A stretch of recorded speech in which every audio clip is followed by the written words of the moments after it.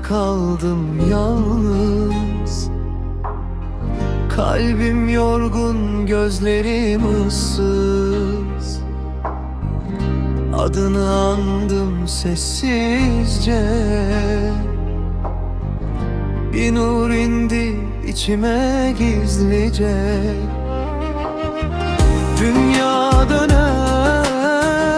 ömür geçer, her şey fani, sen baki yeter.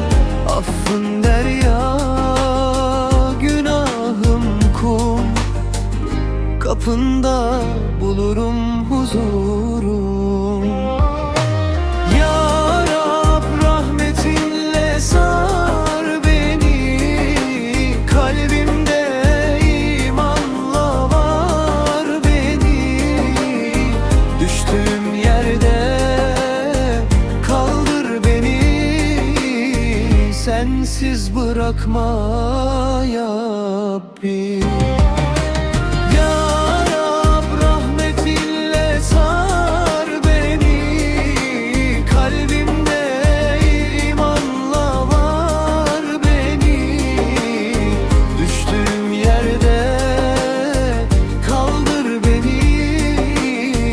Sensiz bırakma ya Rabbi.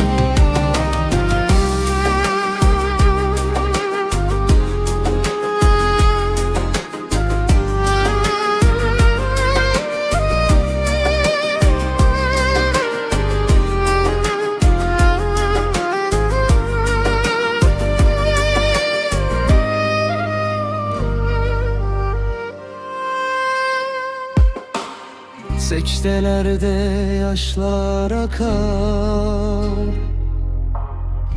İçimdeki yükler çıkar.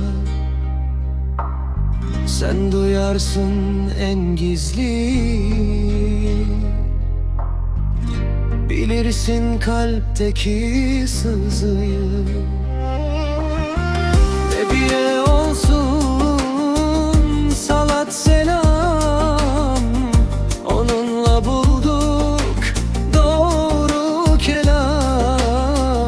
aşkınla çarpsın bu yürek, adını ansın her nefes. Ya Rab, rahmetinle sar beni, kalbimde imanla var beni. Düştüğüm yerde kaldır beni, sensiz bırakma ya Rabbi.